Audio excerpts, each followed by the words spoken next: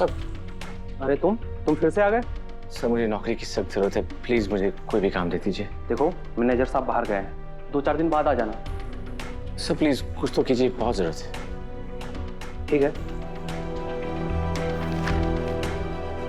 कोई परमानेंट नौकरी तो नहीं है, लेकिन कुछ डिलीवरीज है जो आज अर्जेंट में पहुंचानी है। इनके पैसे तुम्हें मिल जाएंगे, करोगे?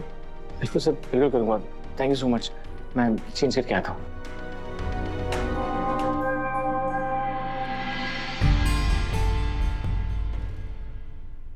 Hi ma'am. मैम इसमें एक्सपेंसिव इलेक्ट्रॉनिक आइटम्स है, डिलीवरी के लिए ओटीपी चाहिए। ये तो कुमार सर का पार्सल है जी। पर अभी वो मीटिंग में बिजी है।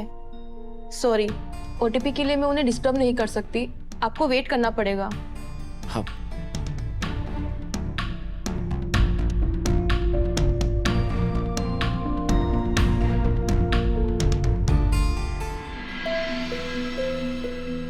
मैम और कितना टाइम लगेगा कुमार सर को?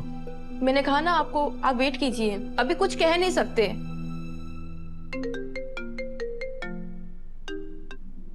हाँ वसु बोलो। क्या हुआ देव सर, बहुत परेशान लग रहे हैं आप। सब ठीक है ना? यहाँ एक ऑफिस में फंस गया हूँ वसु। जिनके नाम का पार्सल है वो मीटिंग में है और ओटीपी के बिना डिलीवरी नहीं होगी। डिलीवरी किए बिना यहाँ से जा नहीं सकता और बहुत सारे पार्सल्स पेंडिंग है और टारगेट पूरा नहीं हुआ तो पैसे कट जाएंगे। देव सर, माना कि वो मीटिंग में व्यस्त है, लेकिन आप भी तो अपना काम ही कर रहे हैं ना।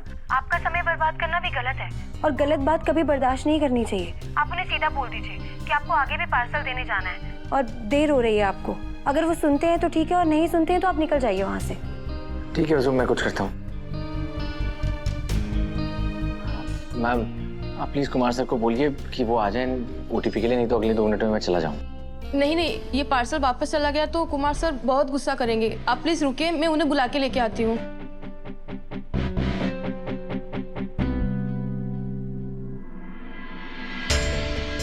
मैं अंदर करोड़ों की डील क्रैक कर रहा हूँ और तू यहाँ पर खड़ा होकर ओटीपी की धमकी दे रहा है। तेरी वजह से मेरी डील बर्बाद हो गई। सॉरी सर, मैं वो। तेरी सॉरी का क्या मैं अचार डालूं? तूने काम बिगाड़ा है तो तू ही बनाएगा। कम। जाने क्यों आज हमारा जी घबरा रहा है। देव सर आज पुराने काम पर आधे मन से वापस गए हैं, जिनकी बदौलत सैकड़ों लोगों का घर से लिए आज उन्हें हमारी वजह से ये सब सहना पड़ रहा है।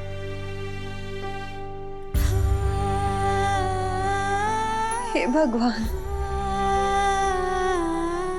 हिम्मत दीजिएगा देव सर ने।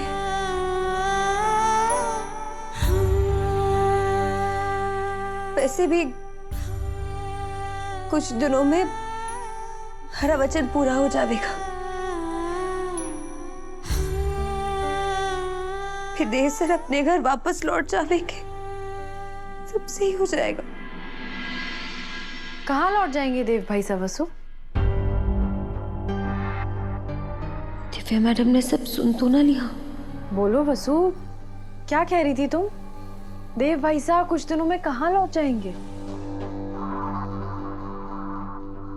दिव्या मैडम, हमारी तो रोज की यही प्रार्थना हुई है भगवान जी से कि देवी हुकुम देव सर ने जल्दी माफ कर देवे और उन्हें घर बुला लेवे। अब देखिएगा, आज उन्हें खाने पर बुलाया है, कल घर भी बुलावेंगी और देव सर अपने घर वापस लौटेंगे। तो फिर तुम उनसे ये प्रार्थना मांगो कि तुम और भाई साहब दोनों साथ में अपने घर लौट आओ, क्योंकि तुम्हारे बिना तो भाई साहब कहीं पे भी नहीं जाएंगे ना। चलो एक काम करते हैं, तुम्हारी तरफ से मैं प्रार्थना कर लेती हूँ। हे भगवान, हमारी वसु और देव भाई साहब जल्द से जल्द घर वापस लौट आए और मासा का गुस्सा बिल्कुल खत्म हो जाए। देवी हुकुम का गुस्सा हमारा नसीब बन गया है दिव्या मैडम, अब वो कभी कम ना होवेगा। आपकी वो प्रार्थना कभी पूरी ना होवेगी। चलो चलते हैं। एक्सक्यूज मी एवरीवन, जाने से पहले एक बार मेरी पूरी बात सुन लीजिए। मेरी पूरी पिच इस डिलीवरी बॉय की वजह से बिगड़ गई है। मैं एक लास्ट चांस चाहता हूँ, प्लीज आप लोग 2 मिनट के लिए बैठ जाइए। ठीक है, दिए 2 मिनट। सुन लेते हैं इन्हें भी। सुनाइए, क्या सुनाना चाहते हैं मिस्टर कुमार? बात इसने बिगाड़ी है तो सुधारेगा भी यही। सीरियसली? एक डिलीवरी बॉय करोड़ों की डील संभालेगा? ये तो आज का जोक हो गया मिस्टर कुमार।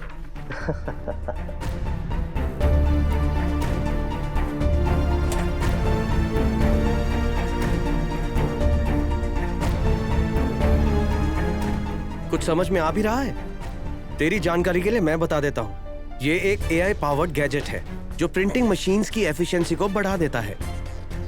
2 साल और करोड़ों रुपए खर्च करने के बाद मैंने इसे बनाया है। एक मशीन की कीमत 50 लाख रुपए है और ये लोग 10 मशीन्स लेना चाहते हैं, वो भी 25 लाख में। अगर मैंने इस प्राइस पर कॉम्प्रोमाइज किया तो मेरी कंपनी डूब जाएगी। अब बोल, क्या सोल्यूशन है इसका? तेरे OTP से काम बन जाएगा क्या? आपको तो ये गैजेट बेचना ही नहीं चाहिए सर, बल्कि आपको ये नेशनल टेक एक्सपो पे डेमो पर रखना चाहिए और ओपन बिड में डाल देना चाहिए। Open bid? ये सब आप इसके 50 लाख मांग रहे हैं, है ना? ये गैजेट कम से कम 1.5 करोड़ में बिकेगा।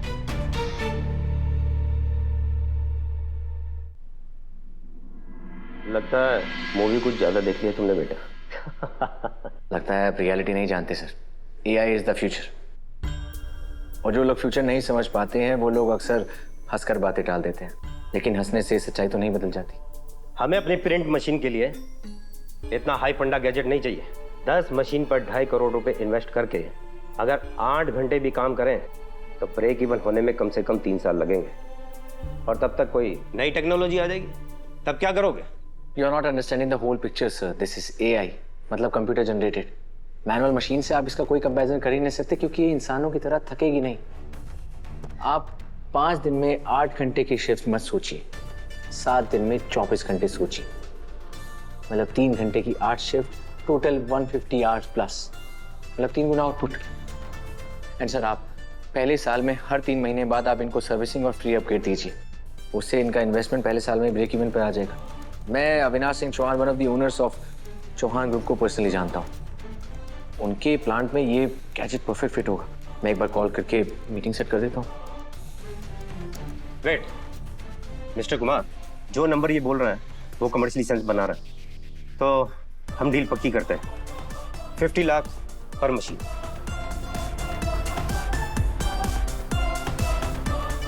तुम डिलीवरी बॉय ही हो ना?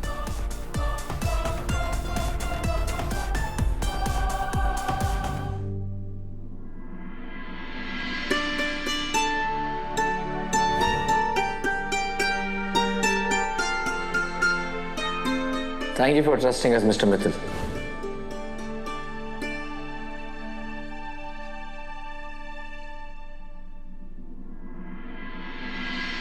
देवर साहब आइए।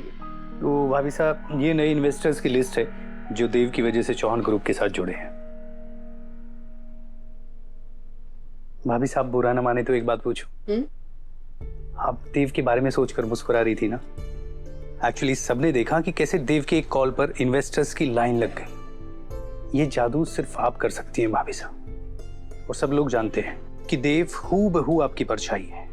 फिर कोई अपनी परछाई से अलग कैसे रह सकता है भाभी साहब?